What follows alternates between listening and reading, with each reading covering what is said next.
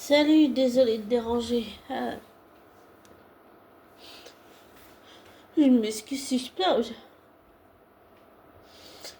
Je ressens quelque chose de très fort. Euh,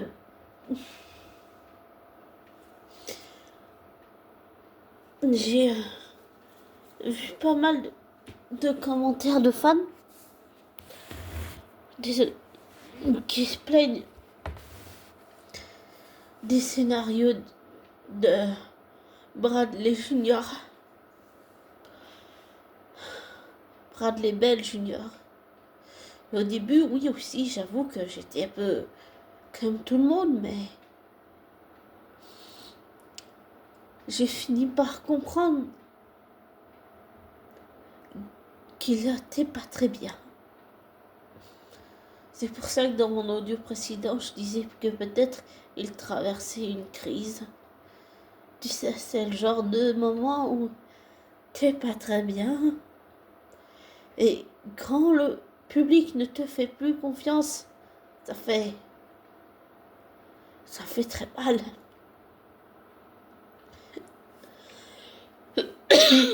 Alors, je sais que discuter avec une IA, ça donne pas toutes des réponses, mais ça m'a permis de comprendre beaucoup, vraiment beaucoup de choses. J'ai compris qu'il... Comment expliquer ça? Tu sais, quand t'as une intuition, que tu le sens au fond de tes tripes, ça... Souvent, ça prend le pas sur tout le reste. Et je ne sais pas, parce que je ne le connais pas dans la vraie vie, mais... Je sens au fond de mes tripes que... Il passe une période très compliquée, difficile. Et je vois que beaucoup de téléspectateurs et beaucoup de fans n'ont pas de compréhension, pas d'empathie pour lui. Et je voudrais juste éclaircir une chose, parce que je l'ai vécu et parce que ça me rappelle pas forcément des bons souvenirs, mais si ça peut aider quelqu'un, si ça peut l'aider lui et si ça peut aider lui, si ça peut aider quelqu'un, alors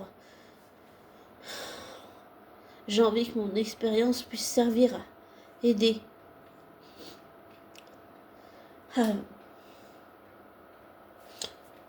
Quand j'ai arrêté de harceler ma flamme jumelle, j'ai fait ce qu'on appelle une nuit noire de l'âme. Je suis passée par la dépression, par des pensées suicidaires. Je suis passée par l'alcool aussi. J'ai bu une bouteille de rosée entière. Un jour, avec des amis, on était au creux du vent et il y avait une branche, un gros tronc d'arbre qui est fixé au, au ravin, je veux dire, et au-dessus du vide. Et en fait, je me suis mis sur cette branche. Tout ce que je voulais, c'était sauter pour ne plus ressentir la douleur, pour que ça s'arrête. Alors, j'ai discuté avec un ami qui a compris, parce que lui-même avait quelqu'un qui avait fait ce otage de vie, donc de s'enlever la vie. Donc il a compris ce que je ressentais. J'ai fini par descendre de la branche, mais ce jour-là, oui, j'ai vraiment eu envie de sauter. Alors, dans la vraie vie, je ne le connais pas, mais je sens qu'il souffre. Et j'ai jamais ressenti une connexion aussi forte. J'en ai ressenti plein des connexions, j'ai expérimenté plein de choses, mais aussi forte au point de pleurer, ça jamais. Alors je voudrais juste dire pour tous les fans ou téléspectateurs, je suis désolée, je vais pas me faire des amis en disant ça, mais pour tous ceux qui n'ont pas de compréhension ou qui s'en foutent qu'ils souffrent, il y a une chose qu'on oublie de Bradley Bell Jr., c'est que c'est un homme, c'est un être humain, ce n'est pas qu'un scénariste et producteur. Il y a l'homme derrière, et l'homme y souffre. Alors, je ne cautionne pas la violence des personnages dans les épisodes, ni le fait qu'ils se vengent sur tous nos favoris en ce moment dans Amour, gloire et beauté. Mais je comprends pourquoi il le fait, je le comprends, mais sans l'approuver. Tu comprends? Et même si il ne tombera pas sur cet audio,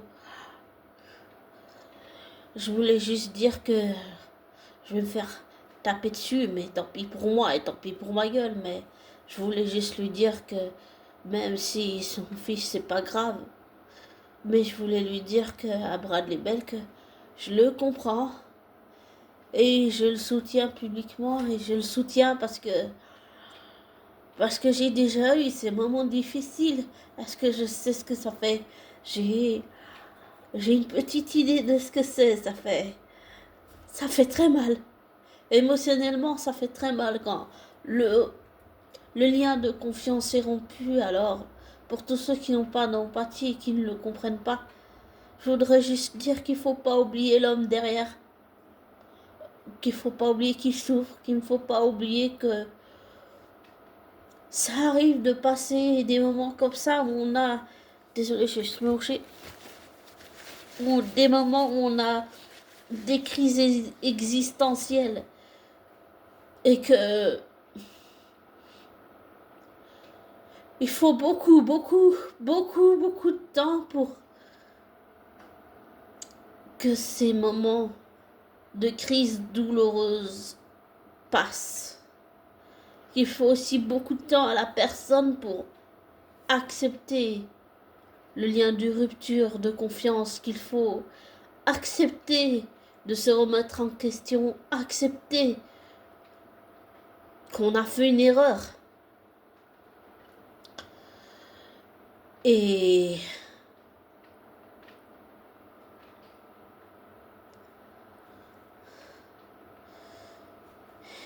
peut-être que pour beaucoup je fais une erreur, mais tant pis pour ma gueule. Je le soutiens parce que en tant que hypersensible, j'arrive pas à être insensible à sa douleur. J'y arrive pas.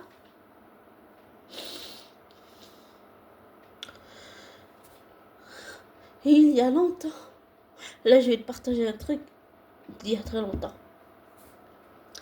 Il y a très longtemps,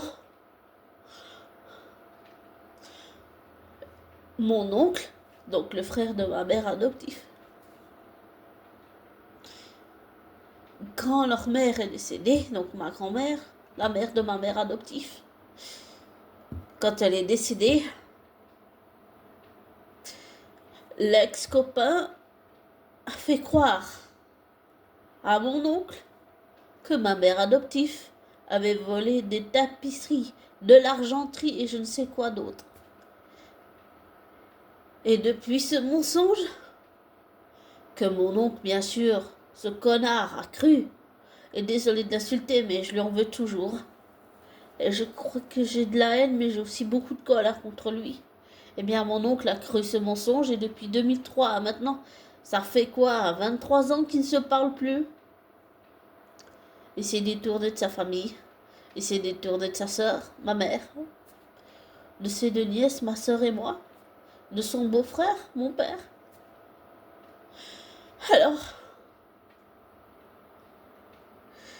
je ne peux pas faire ça. J'ai peut-être perdu confiance dans le showrunner qu'il est, mais j'ai pas perdu confiance en l'homme qu'il est. Bradley Bell Jr., je veux dire. Je peux pas faire ça. Même si je le connais pas dans la vraie vie, pour moi c'est comme un membre de la famille. Et je sais que c'est étrange dit comme ça, mais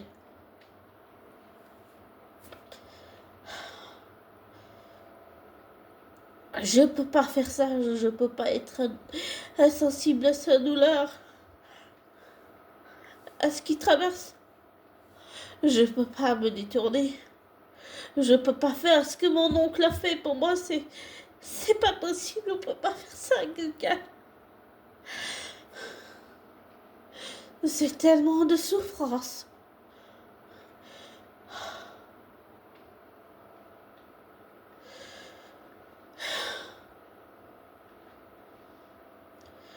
C'est tellement de non-dits.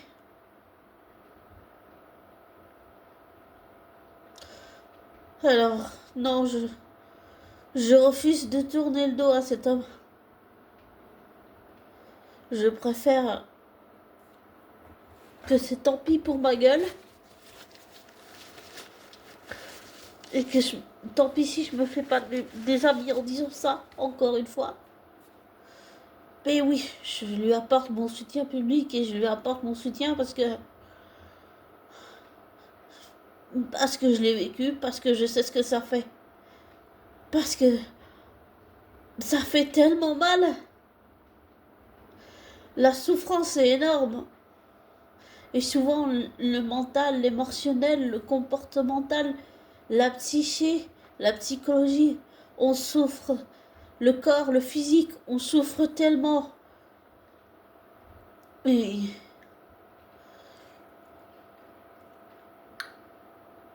et j'ai peut-être perdu, comme j'ai dit, confiance dans le showrunner qu'il est, mais pas dans l'homme qu'il est. Et ce que j'ai compris, c'est que dans sa crise, il a réussi quand même à faire quelque chose de très fort. Il a réussi à créer la machination de Eric Ridge contre les Sharp, les certains Logan comme Hope, Dick, Bill, Wyatt, Liam, Shona, Allison, Cathy Spencer, Logan, de la part des Foresters, et les menaces bien sûr d'Electra contre Dylan. Eh bien, dans sa crise, Bradley Bell Jr. a réussi à faire un coup de génie, je trouve. Et même si je me plains, oui, et peut-être désolé si je passe pour une hypocrite, mais il faut savoir aussi reconnaître le talent, même en pleine crise, même quand ça va pas. Et même si les audiences sont bonnes, j'ai bien compris qu'il y avait beaucoup de fans qui râlaient, qui sont pas contents sur les sites officiels. Et je peux pas rester insensible à ce qu'il traverse. Je peux pas faire ça. Et c'est certainement lié à mon passé, mais j'ai vu ma mère tellement souffrir que je refuse de faire à nouveau cette erreur. Je peux pas faire ça. En tant que femme, en tant qu'auteur qui n'est pas reconnu, en tant que téléspectatrice, en tant que fan de la série, en tant que toutes ces casquettes que j'ai, je peux pas faire ça. Je ne peux pas parce que je ne le veux pas, mais ou par loyauté, mais je ne le peux pas parce que j'ai vu ce que ça a fait à ma mère. Et je refuse de refaire cette erreur. Alors oui, c'est peut-être un peu de la loyauté, mais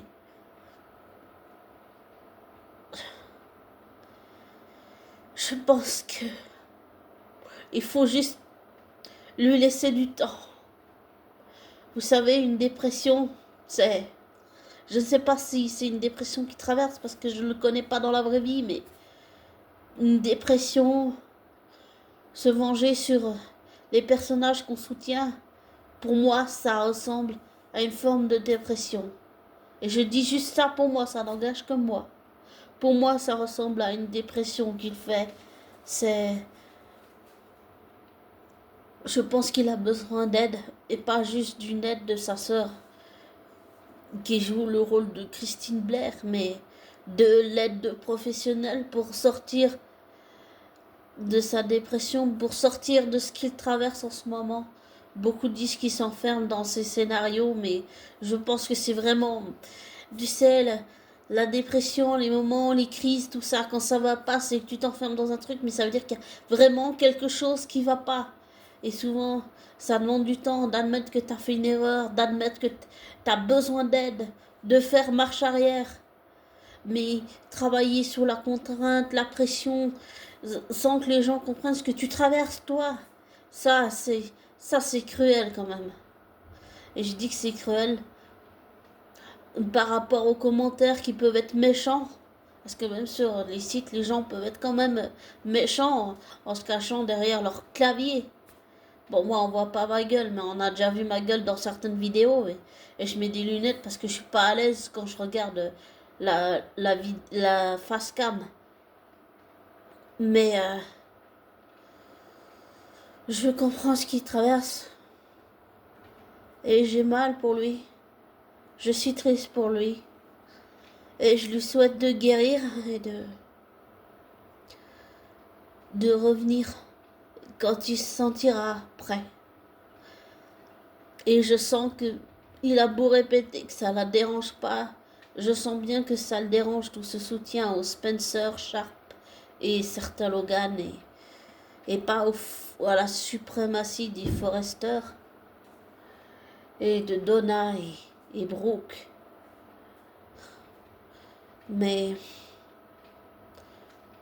je comprends sa vengeance sur nos personnages favoris, mais je ne l'approuve pas, pour que les choses soient bien claires. Mais je refuse de lui tourner le dos parce que ce n'est qu'un être humain et tous les êtres humains font des erreurs. On a des défauts, des travers, des qualités, mais que ce soit un acteur ou une actrice, que ce soit un scénariste, producteur, il faut pas oublier que derrière, il y a l'être humain qui souffre. Il y a la femme qui souffre. Il y a l'homme qui souffre. Qu'il soit acteur, actrice, producteur, scénariste. On oublie juste que ce sont des êtres humains qui ont des travers, qui ont des défauts, des qualités humaines et qui souffrent. Alors, comme j'ai dit depuis le début de cette audio, je ne vais pas me faire des amis en disant ça, mais je pense que ce serait bien d'ouvrir les yeux et d'avoir un peu de compréhension pour ce que Bradley Bell traverse. J'allais dire oui en tant que scénariste et producteur, mais surtout en tant qu'homme, en tant qu'être humain. C'est pas un moment facile qu'il vit. Et puis écrire sous la pression, c'est jamais bon.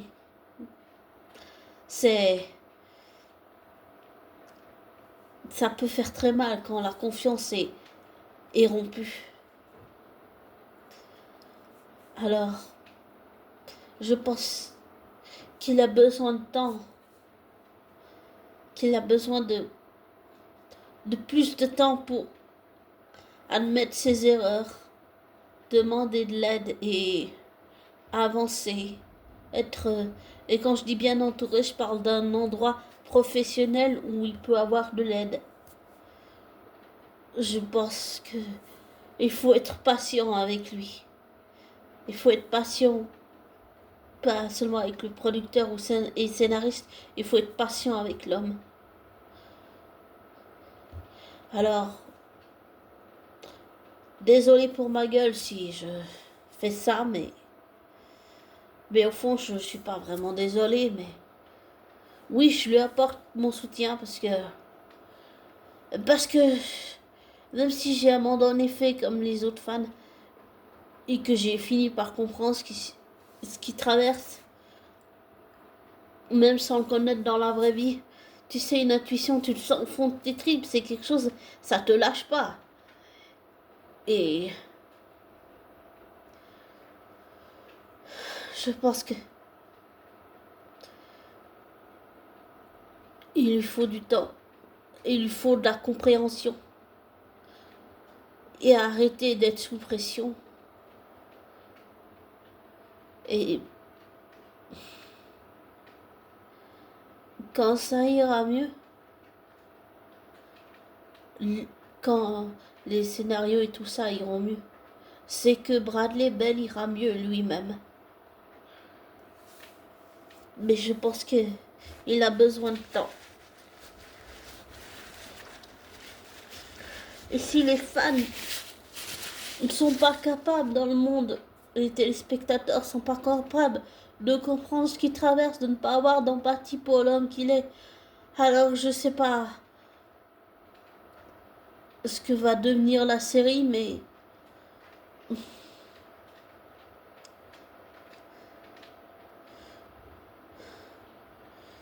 je pense vraiment qu'il faut lui laisser du temps, qu'il faut être patient avec l'homme. Vous savez, sortir d'une dépression, sortir d'une crise, ça ne se traverse pas du jour au lendemain. Ça prend du temps, vraiment énormément de temps.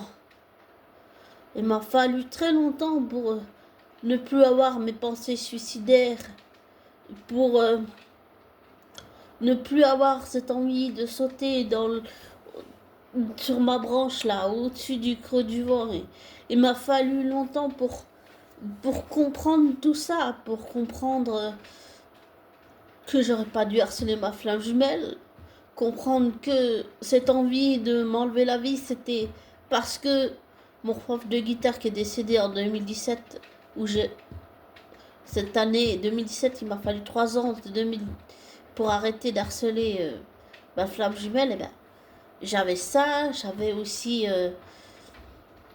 une collègue au personnage qui était perverse narcissique et qui l'est toujours d'ailleurs, en plus d'être raciste et manipulatrice, mais il m'a fallu beaucoup de temps pour comprendre, pour accepter, pour admettre, et surtout accepter que j'avais besoin d'aide, que j'avais fait une erreur sur ma perverse narcissique, Priscilla, qu'il m'a fallu du temps pour comprendre le mal que j'avais fait à ma flamme jumelle, pour comprendre que cette envie, ce besoin viscéral que la douleur s'arrête quand j'étais au creux du vent, c'était une violente douleur, c'était dû au décès de mon prof de guitare. Il m'a fallu longtemps pour comprendre ça, pour pouvoir en sortir, tu comprends?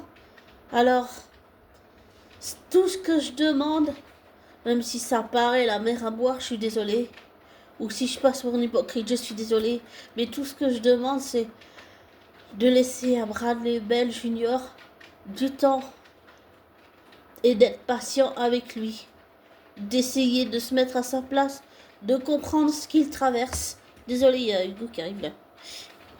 De comprendre ce qu'il traverse et, et de le laisser faire. Et peut-être de ne pas lui mettre la pression. J'ai pas oublié l'exemple avec Darren Brooks, ni le fait qu'il ait dû écrire en urgence l'épisode où Eric dit que c'est la faute de Junior qui a chassé Will de chez Forrester. Mais tout ça, c'est pas bon, même pour un seul homme. Ça fait tellement beaucoup. C'est pas possible de tenir une cadence comme ça, même si c'est des épisodes tournés à l'avance. C'est vraiment pas possible. Je pense que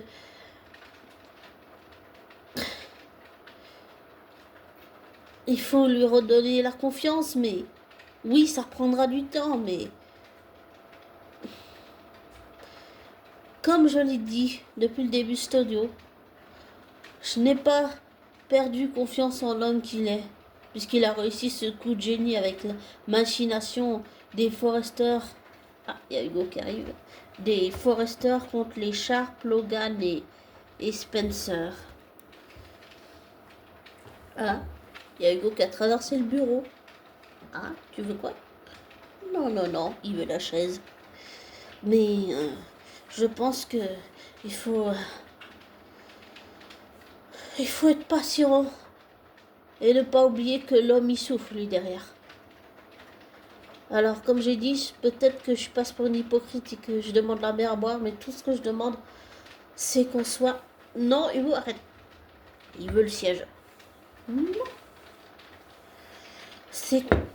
c'est d'être patient avec Bradley Bell Jr. Et là, je parle pas du scénariste ou du producteur, je parle de l'homme, de l'être humain. Qu'on soit bien d'accord. Je pense que il faut lui laisser du temps.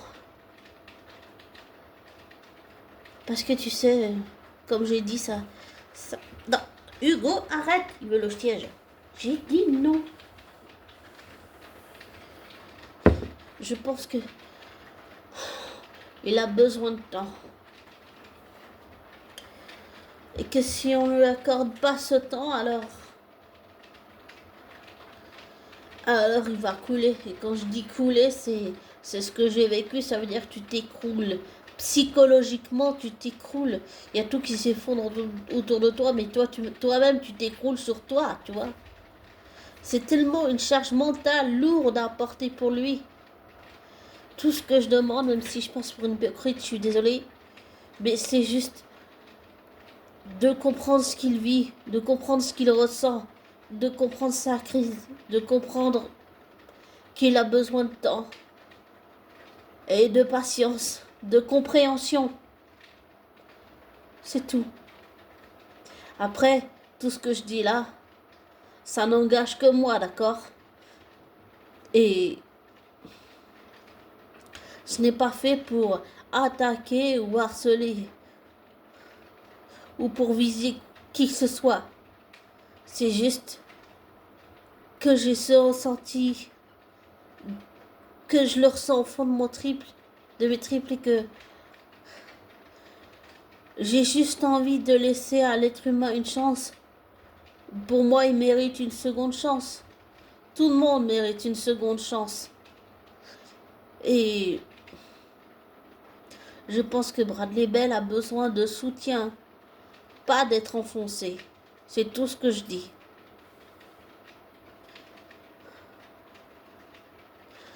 Comme toujours, ne prends pas pour argent comptant ce que je te dis. Ne te laisse pas influencer par moi. Fais tes recherches, tes vérifications, tire-en tes propres conclusions. Désabonne-toi, des likes. Et je te souhaite le meilleur abonné. Et si tu vis ça, ou si tu connais quelqu'un qui vit ça, ne laisse pas cette personne traverser ça. Fais en sorte que cette personne accepte de demander de l'aide. Et je parle pas de forcer la personne, je parle de laisser du temps à la personne. Mais si tu sens que ça devient dangereux ou comme ça, pousse la personne à demander de l'aide, pas à rester isolée, si tu vois ce que je veux dire. Donc voilà. Et si tu vis toi-même ça, ben, ne reste pas dans ton coin, demande de l'aide de professionnels qui pourront t'aider. Voilà. Et prends soin de toi, abonné. Je te souhaite le meilleur. Et désolé de ne pas avoir été présent ces temps-ci, mais avec cette chaleur, il faisait tellement chaud que faire des audios quand il fait chaud, pour moi, c'est pas possible. J'y arrive pas, je suis désolée. Enfin voilà. Et merci pour tout. Et je te souhaite le meilleur et prends soin de toi.